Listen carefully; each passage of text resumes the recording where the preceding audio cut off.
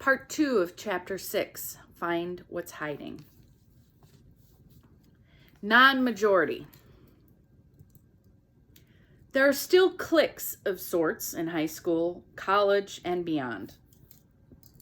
The names or types have changed, along with what they consider cool, but it's only really important to know the haves and the have-nots are still in effect. What parents of multiple generations have told their kids of all ages is, just be yourself. Yes, I 100% agree. I agree that any human's lifelong challenge, work, and practice is to learn to take an honest look at themselves, accept their strengths and weaknesses alike, practice liking, loving, and taking good care of themselves through healthy choices and compassion for mistakes, and expand and grow.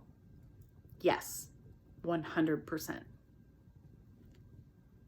The problem comes with the reality that we are all unique in who we are, which ironically makes us all alike. But that's not really how the world works, is it? There are groups of people of all ages who are not part of majority groups.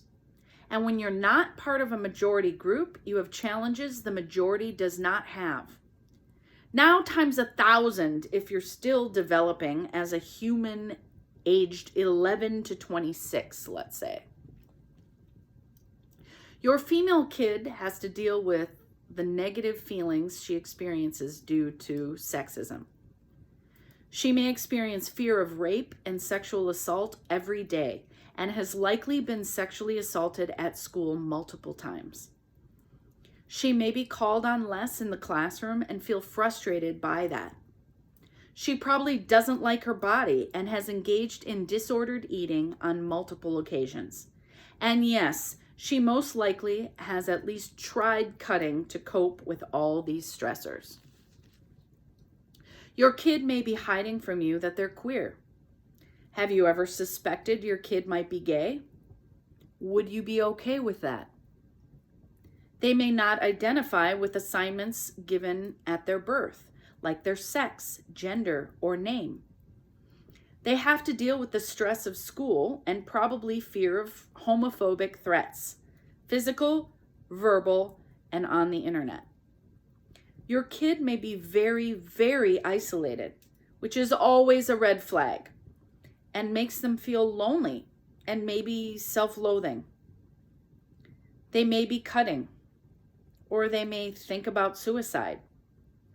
Or they may wonder if you or others will still love them if they just be themselves.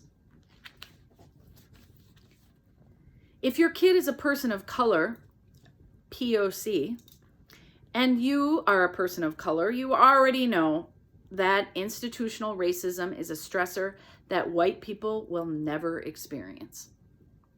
Does your kid talk to you about hate speech they experience at school or online? Your kid may be toughing it out alone and need to talk. Would you be okay with sending them to therapy?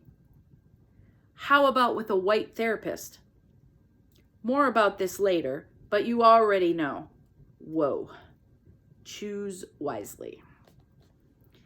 And if you were born in another country and your kid was born here, what differences are you prepared to tolerate in them that don't mean to you you're losing them?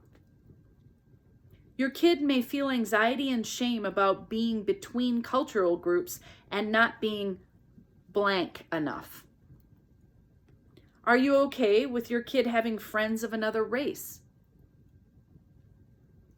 Your kid with physical differences or cognitive or developmental differences is probably struggling with bullying and degradation at school. And you probably actively already worry about that. What you may not know is that your teen or young adult thinks about sex too. How do you talk to them about their sexuality? Has a caregiver or teacher suggested independent living? Are there potential benefits to your kids' growth to living on their own, even though your heart rate just skyrocketed reading that? And of course, there are so many ways these kids and stressors intersect. If you are straight and white, please think about that for a minute. If you are male and you were born here, please think about that for a minute. There are many other stressors specific to varying circumstances: chronic illness, adoption, parents of different race or cultures, to name a few. A lot of times, the more of these non-majority boxes you tick, the more the compounded anxiety, depression, and anger.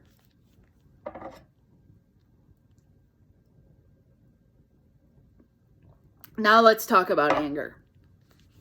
I have found in my 15 years of treating people, specifically young people who self-harm, that the number one factor that unifies all the ways they hurt themselves and all the different stress factors among all the unique kids is ineffective management of their experience of anger. You may find this surprising since so far throughout this book I've been referring to anxiety and depression as the emotions leading to cutting. Let me get into it here. Anxiety is almost always a factor when someone is cutting themselves. I have found that few things spike anxiety like stuffed anger.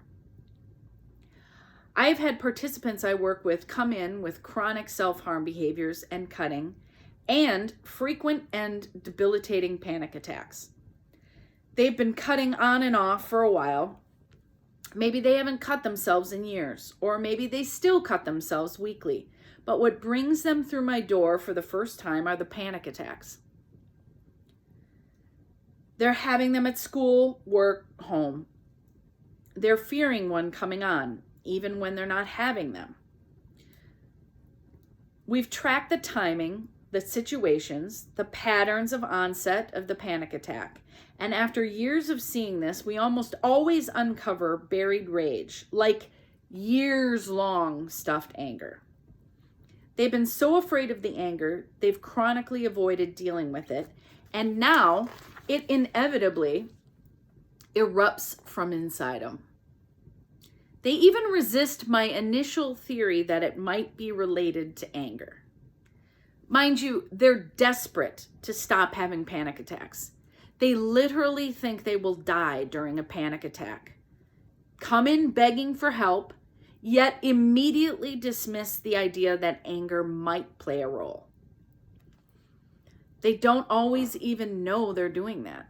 It's just so ingrained in them, for one reason or another, to deny their experience of anger. I'm telling you, time and time again, we do some really tough anger work, which requires a lot of unlearning and a shit ton of courage on their part, and many never have another panic attack again. And some do when they stuff their anger again. And they understand that there is some choice and control in their management of both anger and anxiety. So with cutting, even without panic attacks, there's a relationship between anxiety and anger and engaging in self-harming behaviors. We see the unhealthy behaviors decrease as the new healthy tools are understood, taught, and practiced. Depression can often work the same way with kids or just people that cut. I think of anxiety and depression as basically two sides of the same coin, and there is so much attention paid by MDs in treating depression that I think very often the anxiety that almost always fuels or is a factor in depression is missed. I talk about this with my participants and let them know there is indeed a difference between clinical depression and what I call anxiety burnout. It's worth noting that anxiety is an emotion under the umbrella of fear, but depression is not an emotional experience. It's a diagnosis, a pathological condition. Most people use the word depression interchangeably with sadness. which is mostly a naturally occurring emotional experience. People say, I was feeling a little depressed today, until I make this point and they tweak the language. People have been so conditioned to look at depression as common and normal instead of a treatable diagnosis that they forget that they sometimes feel sad. And that's okay. Anxiety burnout is the paralysis that comes from overwhelm. Remember before I said I don't believe in laziness? That laziness is either a result of strong feelings of fear or anger. Well, if someone's in bed all the time, we automatically think they might be depressed, right?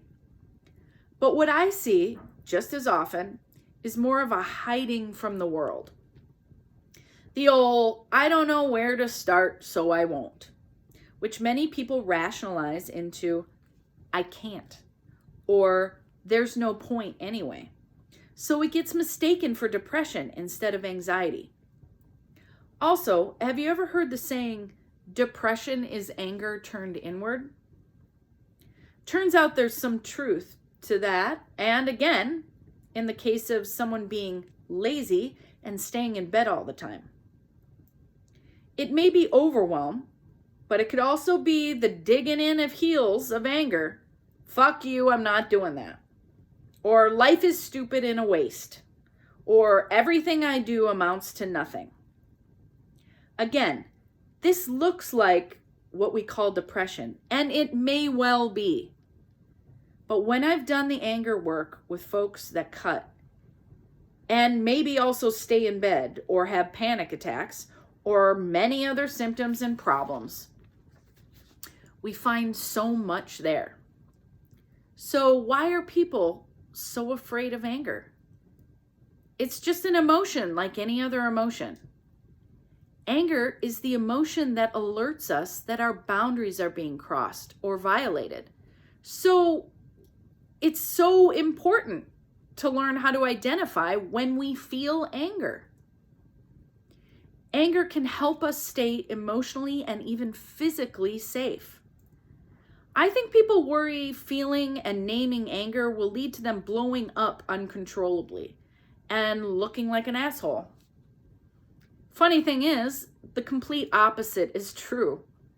Naming anger validates our emotional experience and gives us the chance to learn tools for effectively managing anger and choosing how we want to handle our anger.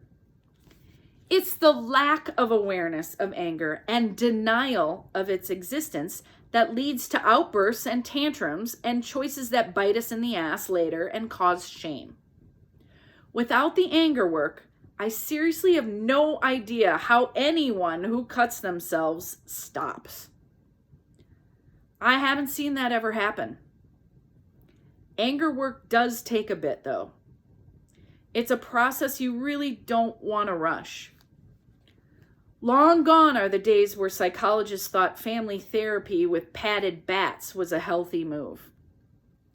The general thought these days is that pushing someone into intense bursts of anger on purpose is harmful and often leads to more uncontrolled anger. Duh. So, we don't poke the bear in my office. We take it at a pace that is uncomfortable and challenging, yet tolerable. Sometimes even slower than that. In Chapter 8, we'll get you some tools for handling that ride. But first, let's tackle this question of to medicate or not to medicate in Chapter 7.